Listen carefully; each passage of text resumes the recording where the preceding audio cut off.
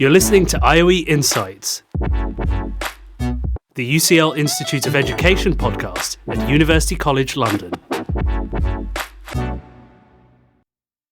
Welcome to the Staffroom. I'm Elaine Long. And I am Mark Quinn. We are programme leaders on the UCL Early Career Teacher programme. Why are we in the Staffroom?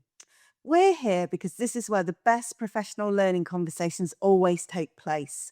This is where problems faced by teachers and leaders today can be explored critically and where meaningful connections between research and practice can be made. Over the course of the series, we'll hear the voices of different colleagues as they come into the staff room, from ECTs to academics and executive leaders. We will talk about all things education, the challenges and the joys. So why don't you enjoy a coffee with us, perhaps even grab a biscuit and sit down for an hour of staff room chat.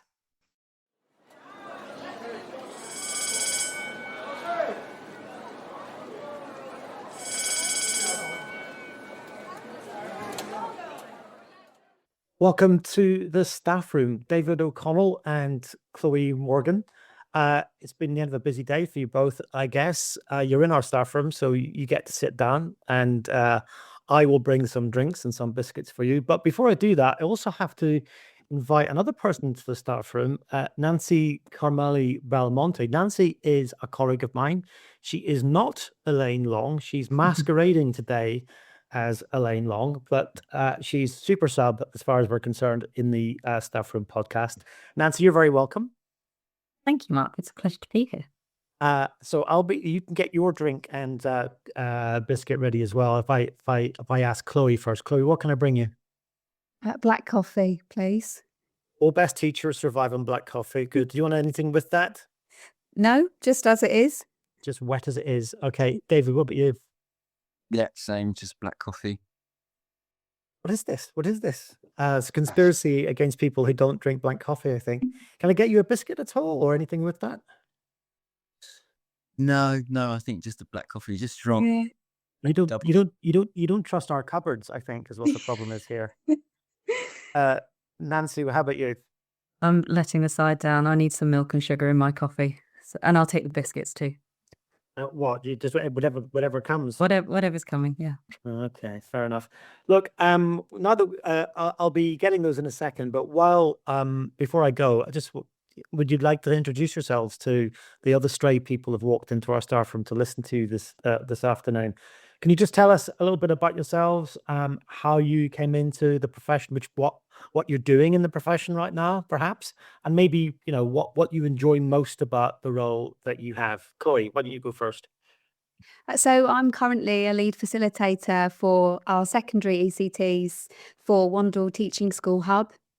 And alongside that, in my day job, I work as a university lead mentor in initial teacher training. I started working in schools as a secondary English teacher 15 years ago. I then moved into sort of school-based teacher training, and now I'm working the university side of teacher training and facilitating for ECTs. Fabulous. And you're missing teaching, I hope.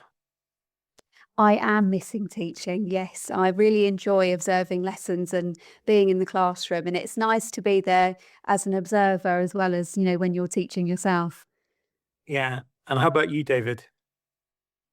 So I'm an assistant head in a primary school in West London. I still teach in year 6 every now and then when there's time allows it. So I've been teaching for about 12 years. I got into the profession. I was a TA first in Edgware. Oh, yeah. Kind of at a loss really what to do after coming back from travelling. But my mate's mum was a teacher, so got into education through that route. Loved it. Yeah, went to study and I've kind of followed the journey along. That's kind of where I'm at the minute. So like many in the profession, your inspiration was your mate's mum. So yeah. That's the classic route into teaching, isn't it? Nancy, over to you. So you've both been very humble, and you've not mentioned the fact that you are both advanced facilitators for the UCL ECTP. And that's why you're here today. We wanted to hear from you, learn about your journey from classroom teacher to facilitator to advanced facilitator. So to kick things off, can you take us back to the moment that you first thought, I really want to be more than a classroom teacher and I want to support other teachers to learn? David, maybe you can start us off. Yeah.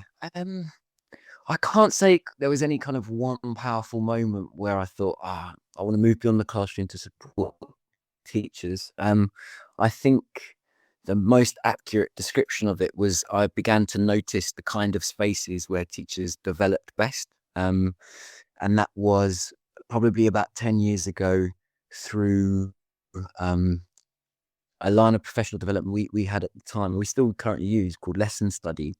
And that opportunity to go into a room as professionals, no kind of hierarchy of power, and have a conversation that's facilitated by somebody was really beneficial. And when I started to hear about the ECF framework and the MPQ courses, I felt the need or the desire to create those spaces for other kind of teachers, because we had worked with schools where I felt that there was a misalignment between how people wanted to learn in the classroom, but then how staff were developed through CPD.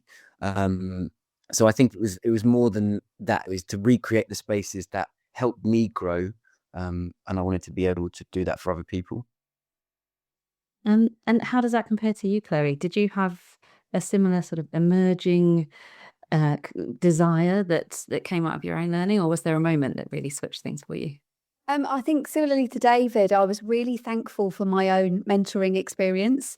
When I trained to be a teacher, I worked with some amazing teachers and some really supportive mentors. So I really appreciate how important it is for new teachers to have that safety net and that structure and support in the first few years of teaching. I think the realization that I wanted to support other teachers to learn, it happened gradually rather than in one single moment. But when I mentored trainee teachers myself, and also when I did observations of them, I found that I was really interested in the conversation that happened after those lessons. And I really enjoyed sort of unpacking the decisions with that teacher and exploring the different strategies that they'd used, what had worked, what hadn't worked, discussing the context of the group. And I've also continued to be really curious about what makes feedback for new teachers as developmental as possible, and to think about how we can create real shifts in thinking and shifts in practice. And that's what we're doing when we facilitate sessions for ECTs. And can you tell us a bit more about that, Chloe? The point you were making about feedback and using that to shape ECT's learning. What have you come to any conclusions, tentative or? Well, less I so? think in terms of feedback and in terms of sort of shifting practice and thinking, it's all about sort of handing the ownership over to the participants in a facilitated session. So I think that's where it comes in. It's really important to plan your questioning really well, so that ECTs are kind of making those decisions and developing their practice independently, because I think all shifts, whether that's in thinking or in trialing different classroom strategies, change only happens when it comes from within. So when someone's come to that realization themselves, that's when you see real changes. Thanks, Chloe. And when you were speaking, I was thinking about the session that we were talking about just before we started recording, the Module 4 session that you've got coming up next week, which is all about questioning. Lots of people say there are lots of similarities between teaching and facilitating adult learning. And so I was thinking about pupils and the kind of questions that we ask pupils and the way we might plan those questions.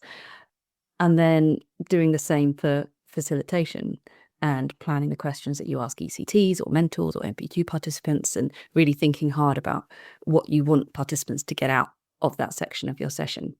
So there are lots of similarities, aren't there, between teaching pupils and facilitating adult learning. But having said that, what are the most important differences in your experience? And I'll go to you again, Chloe, and then we'll hear from David afterwards. Yeah, so I think there are lots of key similarities, especially in the planning and the delivery, because adults need that thoughtful and responsive design in the same way that students do.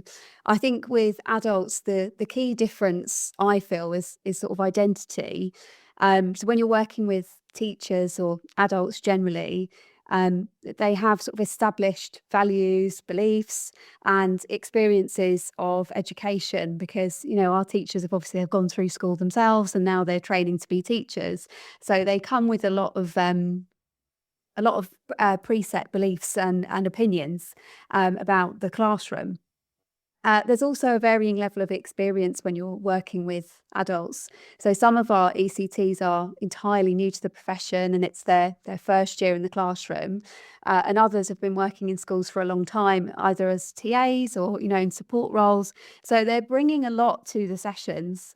So in terms of your questioning, I think you're kind of unpacking a lot of that. So facilitation isn't really about talking at people. I think it's about creating the right conditions for everyone to feel heard so that adult learners can make sense of their own thinking, make sense of their own experiences, and share that with others. And David, you might have been listening to that thinking, or yeah, I was that person. I was a TA in a school before I then went on and did, I'm going to guess, my NQT year rather than ECT. So how does that resonate with you, Chloe's response? And are there any other important differences that you'd like to emphasise between teaching students and leading adult learning? Sure. I think the biggest thing, I work at primary school, so kids are always asking me 100 times a lesson, why? So anything I say is challenged with pupils. I think I'm challenged less with adults, and I don't know why that is. It could be for many different reasons, but I think their level of curiosity is different in an adult. They need to understand why this session is important, where children's curiosity can take them anywhere and everywhere. So I've definitely noticed that. And one of the other differences is you kind of set the culture of your classroom and your school, whereas these adults are coming from lots of different schools with lots of different cultures. So I'm conscious how I'm viewed as someone who's supposed to be leading the session, and how that I could be a mirror of what the leader is like in the conditions that they work in. And I'm very aware of that. So being very delicate around the protocols of the session, what facilitation means, how we speak to each other is always important to revisit, like it is with children, but I think emphasizing that a little bit more with adults. I've definitely found that. I'm thinking back to what you said about non-hierarchical learning as well, and how that might be really important. Is there a link between those two ideas? Yeah, definitely. Well, the biggest thing I think is alignment. For me, that's been a missing part of education for quite a long time. Depending on the philosophy of the school in which you work, but we work in a space where we encourage exploration, learning through inquiry. But perhaps traditional CPD across the country isn't like that at all. It's the opposite. It's very monologic and direct instruction. So my argument is that how can you get your teachers to create the conditions that you want in the classroom when you're not leading them in the same way? And you could move that out further through the hierarchy all the way up, as high as you want to go, really. But so I think that's a hugely important for me, is alignment in approach. And I'm always trying to reflect that in the sessions. I do wonder if there's any such thing as a natural born teacher. We often, we're all teachers. We've all met lots and lots of teachers, and for some it comes easier than others, but I don't know if there's such a thing as a born teacher. But my question is not about born teachers. My question is about born facilitators. Do you think you can be born a facilitator, or are there aspects of facilitation which do come naturally to you, or are there aspects which you have to work really hard at to be good at, David? Um, I think you can be born curious, and I think you can be born and have a love of learning, and I think that's half the battle in education. If you're not if you're a teacher that's not curious and doesn't love learning, I think it's got a really hard job. So I think that's selfishly, I love these sessions where there is kind of less pressure on you as a facilitator. I don't have all the answers. I don't have a clue. I mean, that's the one thing I've learned from my doctorate, is that I don't know anything. So going into a session knowing that, I think is so freeing. I know the conditions in which we can learn together. And we've got this information that we can interrogate together, and I know what a good question is. But I think going that is to be a teacher is different to a facilitator. We wouldn't have different words if they didn't mean different things. Right. Yeah. Yeah. So I've never heard facilitation being described as freeing before, but I do get the point in that obviously you've got some slides and you've got some stuff you want them to learn. There are learning intentions, but actually a huge amount of responsibility for the learning in that room is going to be everybody else, right? I'm gonna come to you, Chloe. Actually, well, for you, what comes naturally to you when it comes to facilitation? See, I think when you were talking about what comes naturally and what requires sort of deliberate practice, Yeah. I was thinking that I think I'm quite similar in terms of in the classroom as I am as a facilitator. And I've learned a lot from feedback from observations when I was teaching. I've applied again as a facilitator. So I think what comes naturally to me is the building relationships element. And that's something that I've always really enjoyed. That's kind of my favourite part of being a teacher, is getting to know my students and, getting to know all about them and then planning accordingly. And I really enjoy that with the ECTs, sort of after the first couple of sessions, when you've really got to know everyone, their background, their interests, their school context, then you can start making the learning really relevant. So I think that's something that comes naturally, that's very helpful to me as a facilitator, as it was as a teacher.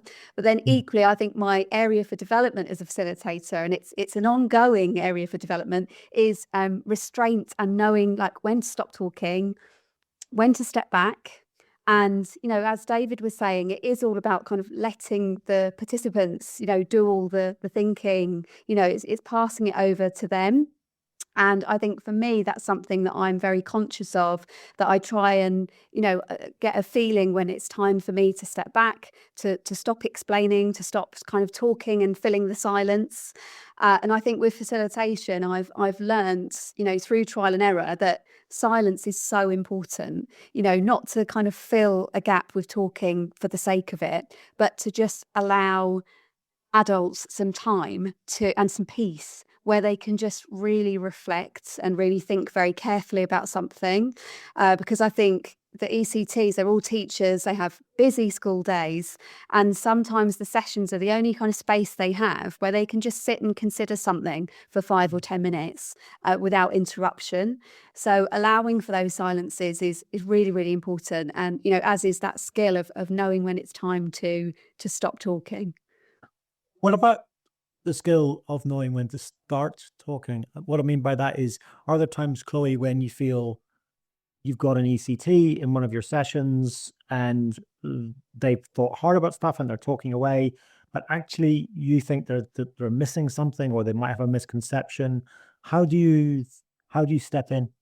Yeah, I think that's a really interesting question, because that's something, as part of this advanced facilitator unit that we've just completed, that was something, some feedback from the end of an observation was, I spoke to my 2 observers about it, and we planned ways of getting the ECTs to challenge each other's assumptions.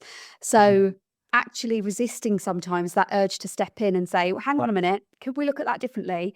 And you build a culture where the ECTs do that for each other. So in the group discussion, if something comes up and it sounds like it's very decisive, like this is it, this is my opinion and that's what's correct. What you hope is that you've gradually built the skills and the conditions so that other participants say, well, hang on a minute, I actually have a different perspective, or let's have a listen to someone else who thinks differently, so that all voices are heard, and so the challenge is kind of inbuilt and the assumptions are kind of naturally challenged, and that ECTs are considering different viewpoints in every session. So getting the ECTs to respectfully challenge each other. Yes. I That, mean, that's a, sorry, just, yeah, modeling it and then kind of establishing that as a template and a routine. Yeah, and David, I don't think I extracted from you your own area where you feel, or areas where you feel there's a bit of practice required when you to be a great facilitator. Well, if you asked anyone from Teachers London, they would definitely say remembrance to do the register. I could be a bit but I think, yeah, I mean, mine is, I love a chat. I love exploring these big ideas, but maybe trying to come to a shared consensus at times, bringing it back together, staying focused. Right, what are we going to take away from this section? We've had a brilliant conversation about the philosophy of education, but what's going to change tomorrow? I think I need to be. I'm always working at that. You know that one of the outcomes that we want from our program is this thing we call revelatory moments, and I think that's often the moment when the facilitator can summarize, crystallize perhaps what the conversation has been to that point. And if nobody else in the room does that, Chloe, you're right, sometimes someone in the room can do that for you. But if nobody else is going to do that, then that can be a role for a facilitator, can't it? Chloe, I'd love to know a little bit more about one thing that you mentioned. You spoke about the power and importance of building those relationships at the start and creating conditions in which ECTs can challenge one another. But how do you create that psychological safety whilst balancing the need for challenge? What have you done? What practical strategies have you taken to do that? So I think both things can happen at once. You can create psychological safety and also have conditions for challenge. And I think they're probably both dependent upon each other, because I think in the beginning, when you build relationships and you create that sense of safety, that's when people feel that they can say, actually, I have a different viewpoint, or I'd like to come back to that response and I'd like to challenge it. And I think that happens through your protocols that we share at the beginning of every session, through the relationships that are built, and also through facilitator modelling, I think, because in terms of psychological safety, I think that's about the facilitator modelling vulnerability in some ways. And I think in lots of sessions, I try to give examples or anecdotes from my own experience of where things haven't gone perfectly for me. And, I've trialed something and it's gone completely wrong. And I hope that makes ECTs feel really comfortable, that they can be really honest and they can say, look, I hoped that this was going to work, but unfortunately it was kind of back to the drawing board. And I think that is that culture is set by the facilitator. Yeah, it's one I see quite regularly, actually. When I go out to sessions, I often see facilitators talking about inquiry projects they've run that haven't gone quite to plan, or, teaching approaches they've tried to embed into their practice, and it, again, hasn't quite worked out how they wanted to. And it is really reassuring that no one is the finished product. No one's a finished product as a teacher. No one's a finished product as a facilitator. We're all just working to continuously develop our practice, aren't we? But you have reached advanced facilitator status, the two of you. That's why you're here. Chloe, you've mentioned a little bit about how the advanced facilitator unit has pushed you or stretched your thinking in terms of your observations. So we'll come back to you in a little moment to see if there's anything else that you'd like to share. But David, how has engaging with that unit developed you and pushed your thinking? I think the biggest thing it has done is allowed me the space to reflect on my own practice. So in my role as assistant head teacher, it's just very, very busy, and there's always one thing, and you feel like firefighting. And when I was a full-time classroom teacher, I would have considered myself to be the reflective teacher that I actually do, having the crystal dialogues in the corridor. However, as I've become a leader, maybe I haven't allowed myself that space to reflect. And extrapolating how I lead my staff is the same way as how you would lead the adults at the ECTs or the MPQs. I think just giving that space has really developed me as a leader, and thinking, well, what is my belief about how adults learn and my role in facilitation with that.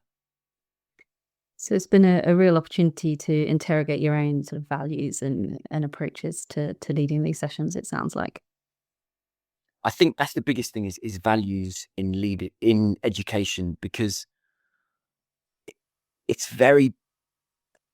I think they're difficult to shape later. I think, and not enough work is done early on in a teacher's career to think, like, what do you fundamentally believe education should be? Like, we're told what we think it is. I mean, we're often told this is vocation, and the adverts are sold to us. It's like, you're gonna have these big, beautiful moments with children, and you're walking out, like getting to teaching those adverts, and they're sitting in a science lab, and the child's got the Bunsen burner, and then they're leaving with them at the end of the day, and that's not the reality of education, especially early on.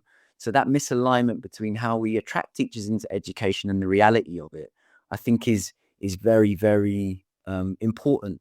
So doing work with people early in their careers around what they value and what they think education should be is fundamental to them staying, them enjoying, and education as a system improving. And if you as a facilitator haven't spent the time thinking about that yourself, then that would be a really challenging thing to lead in others, wouldn't it? So it's about having that time and space for yourself as a leader as well. Chloe, what about you? What's really pushed you in terms of your thinking on the Advanced Facilitator unit? I think it's pushed me to articulate things that I was doing instinctively, and to make the process a bit more conscious, and think deeply about the impact of my choices as a facilitator. So why have I made that choice, and what's the outcome that I'm hoping for? And I started thinking differently about what success looks like in a facilitated session. Because I think I became more familiar with the UCL high quality outcomes. I read that very carefully, and then applied it to my own practice and had it in mind, when I was planning sessions.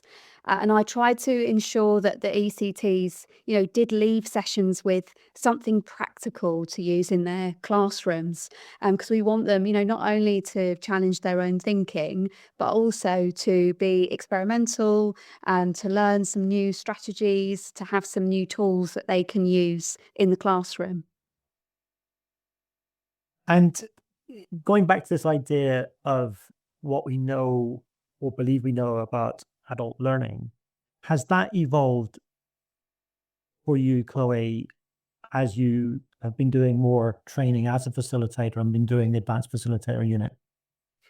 Yes. So I think earlier in my career, I think I equated strong facilitation with strong explanation. So going back to that point about, talking and filling silences. And I think I used to think it was kind of leading from the front and having the answers. And with experience, that's definitely shifted in my thinking and in my practice. So now I see that there's, a lot more to it than that. And I'm aware of balancing, challenge, reflection, and also structuring dialogue and discussion really carefully so that the work that's happening is handed over to the participants in every session. Can you think, this is maybe too hard to ask you right now, Chloe, can you think of an example of when you've done that, structured the question in such a way? That I've structured the question so that it's passed over the learning. Yes. I think in something that comes to mind is a facilitated session that was about assessment. And I asked them to consider all the factors that impact assessment. And something that didn't come up from the feedback was reading ages. So I posed a question, are we missing anything here? And then asked them to kind of think more carefully, because they had lots and lots of answers. And I said, something's missing. And eventually that came up. And then it did shift the focus of the session because it was so important to factor that in, that we then spoke about reading ages, we spoke about the impact of it. So yeah, it did change the course of the session, but that answer came organically from the participants, just from constant kind of, hang on, we're not quite there yet, let's keep thinking. Yes. It's funny that's setting high expectations, isn't it, of the group that you have in front of you, that they might be doing a lot of good thinking, but there's better thinking still to come. So, as avid listeners, Chloe and David, you will know that we give every guest on our podcast a post-it note to write some advice on. Now that you have reached advanced facilitator status, we are wondering what advice you would give to someone who's thinking about becoming a facilitator, and what would you write on that post-it? David, let's go to you first. Be curious. Stay curious. I love how succinct that is. I think that summarizes a lot of good points very well. Couple of words. How big's the post-it? No, you stay curious. I think is more important than be curious, because you know what it's like. There are some teachers that you lose that curiosity for a million different reasons, and they went into education curious. Somewhere along the line, they lost it, and it's not their fault. Thanks, David. And I appreciate your succinctness. Sometimes I listen to these and I think that the speakers have got very optimistic views on the size of the post-it notes. So I think stay curious will fit well. Chloe, are you similarly succinct, or maybe we need a few post-it notes for you? I think I'm going to be similarly succinct here. I was going to say design for thinking, or plan for thinking. Not for performance as a facilitator. I think that's been the biggest change in my planning and in my delivery since going through the advanced facilitator unit, has been that I think I used to focus on what I was doing as the facilitator, whereas now I view the session from the participant's point of view. I've kind of flipped. So I'm doing both. Like, I know what I'm delivering. I know the resources that I'm providing. But now I'm thinking quite carefully about, okay, if I say this question, what's the impact going to be? And like, is it the right question? Like, if I was in this session and I was hearing this question, how would it be shaping my thinking? So I think it's given me more of a whole view of the session from everyone's perspective. But yes, now I think I plan for thinking. I love that. Plan for thinking and stay curious. I think two really powerful and important messages there. Can you hear that bell over the top of you, Nancy? I think the caretakers run downstairs and press the button because they want us to leave the school. Chloe and David, thank you for spending the last hour on our soft chairs. I hope you enjoyed the coffee. It wasn't a very special one, I'm sorry. You didn't want any of our biscuits, but Nancy had them all, I noticed. So thank you for coming in. Good luck as advanced facilitators. You'll get plenty of more work, I think, from us over the next few months and years. And I hope from listening to this, other facilitators in our programs will be inspired also to go to study that unit and enter themselves to become advanced facilitators like you are. So thank you so much for your time and for your service. Thank you for having us. Our thanks go to Chloe Morgan and David O'Connell for sharing black coffees with us this week in the staff room. Chloe is a facilitator for the Wandle Teaching School Hub, and David is a primary school teacher and facilitator with Teach West London. Please do get in touch if you would like to be a part of the conversation. Click on the link at the bottom of the UCL Staffroom webpage. If you've enjoyed this episode, there's more where that came from. Search IOE Insights from wherever you get your podcasts to find episodes of the Staffroom, as well as more podcasts from the IOE. And a quick favour before you go, if you're listening on Apple Podcasts or Spotify, we'd really appreciate it if you could give the IOE podcast a rating. 5 stars would be very nice if you're enjoying the show. That will help us to reach more people who are interested in hearing what the Staffroom is all about. Thanks for listening. Search IOE Insights for more podcasts from the IOE.